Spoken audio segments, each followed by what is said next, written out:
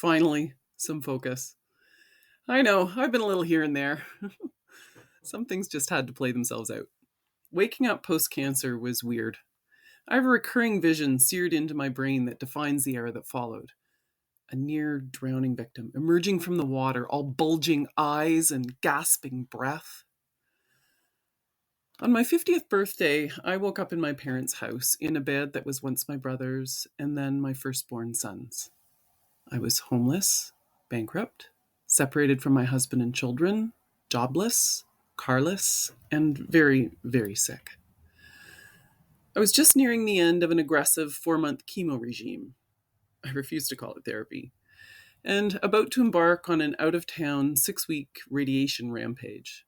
Again, I call bullshit on the therapy descriptor. It was just 2 weeks into the beginning of the worldwide COVID-19 lockdown, and I really couldn't have been more immunocompromised if I'd tried. And I lived with octogenarians. That meant we didn't see the outside world for many, many months. It meant spending my birthday, Easter, Mother's Day without seeing my kids.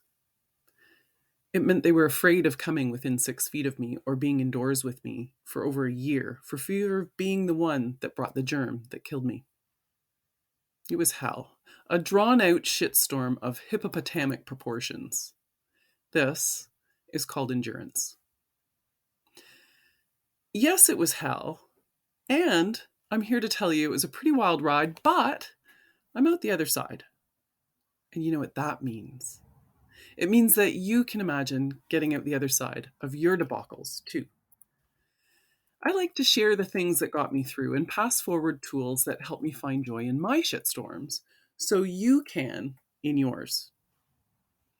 One morning, out the other side of the period I like to think of as the Great Train Wreck, it seemed to go on for miles, I woke up gasping and heading in all directions. It was 1 week to the day after my last radiation treatment. I had had a full week of rest, not asking anything of myself, and then I woke up expecting it was time to figure out what was next. It was, after all, the question on everyone's lips. This moment of awakening led to an era defined by that aforementioned image. The moment a near-drowning victim breaks the surface of the water and eyes bulging wide as they gasp and gulp for air. That's how life felt. I kept waking up expecting to know the answers, and when, at the end of the day, I seemed no closer, I stopped sleeping. There were so many things I wanted to do. I wrote my friend and mentor Carmen a 12-page letter about all the things I wanted to do, and I went off like a shot. Well, like a shot with a gammy leg, a bad back, and a body still soaked in poisons. More like madly off in all directions than a shot, I suppose. What I hadn't accounted for, beyond the anxiety, was the brain fog. I'm not sure anyone does justice to what it's like to be expected to think and remember things and be incapable of doing things you once could. Blog posts took days. Decisions were impossible. And being patient wasn't an option. I needed a miracle. Or so I thought. I thought I couldn't go on living on ODSP. That's our meager provincial disability support. I couldn't go on living somewhere my children didn't want to be, dependent on the good nature of my parents. No, I thought, this can't go on. It has to end now.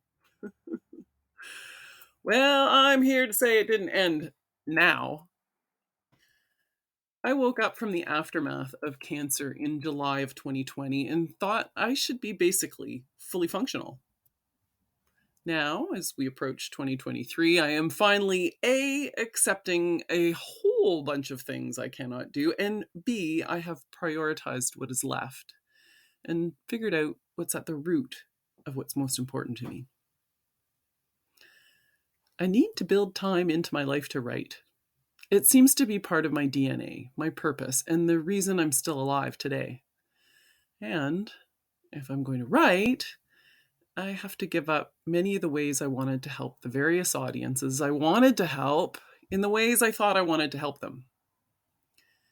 Having recognized my limitations, and let go of ideas of being the owner operator of a therapeutic farm, I'm able to embrace creating other things and take the time to produce them. In the end, I've boiled it down to this.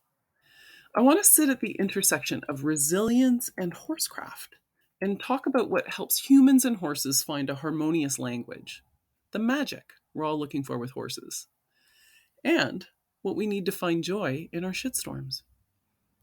My focus now, rebranding away from a leg up, there were others, and take the lead as I shelve the idea of farm based life skills sessions for now and focus on one thing: writing, blogging, podcasting, and online education for adult amateur horse lovers. There will be a pause in output as I shift to a new platform and build a website under my new banner, The Magic of Horsecraft. The course my dad and I have been building all along will be called From Muggle to Magician, Making Magic with Horses. And it's being uploaded one video at a time from my little cabin in Northern Ontario. Our mission? To help you move from Muggle to Magician in the art of horsecraft and life. And how would I know what it takes? Yeah, that's a fair question. I know because I once worked magic in the world of international horsecraft. And then I went from magician to Muggle and back again in a pretty epic journey that's seen me move from a rock star of the horse world, lose my magical ability to connect with them, and get it back. I was once a veritable magician known for my ability to calm nervous horses. Learned from shadowing my dad, an equine veterinarian, since my toddlerhood. There was no question about it. I had the gift, I had the touch, I had feel. I was a natural. I was a prodigy on a pony, winning in the open division against adults since I was 9 years old. To pay for my career in international eventing, I rehabilitated confirmed bolters and rearers, horses that no one else would get on. If it was talented but dangerous, there were people who would say, "Send it to that tall Canadian girl. She'll ride it. She'll ride anything." And I usually would. It went for me. And I didn't know why. It was something I couldn't teach. And I talked to my dad about it all the time. "Some things you just can't teach some people, Paige," he would often say ruefully. Usually just after I'd come through the door frustrated from yet another fruitless, feelless, frustrating lesson with an adult amateur horse lover, pouring everything they've got into this horse thing, and it ain't what they dreamed it would be. I could get on their horses and show them how, but there was some magic I had that I just couldn't transmit. And then I lost the magic. I was robbed of the thing that my whole identity was wrapped up in. When my nervous system, ravaged by the effects of abuse, bankruptcy, separation, and a double mastectomy, and then my body, physically pummeled by chemotherapy and radiation, both let me down. I found myself a Muggle on the outside of the world of horsecraft, looking in. In losing and subsequently regaining what I lost, I've been able to pinpoint the essentials required to improve timing, feel, confidence, understanding, and create a magical connection between humans and horses.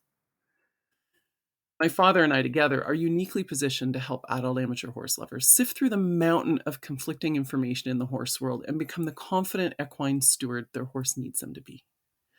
Together, we can help you understand how your horse thinks and reacts the way it does to develop the mutually beneficial relationship of your dreams and access the magic that has once been missing between you so far.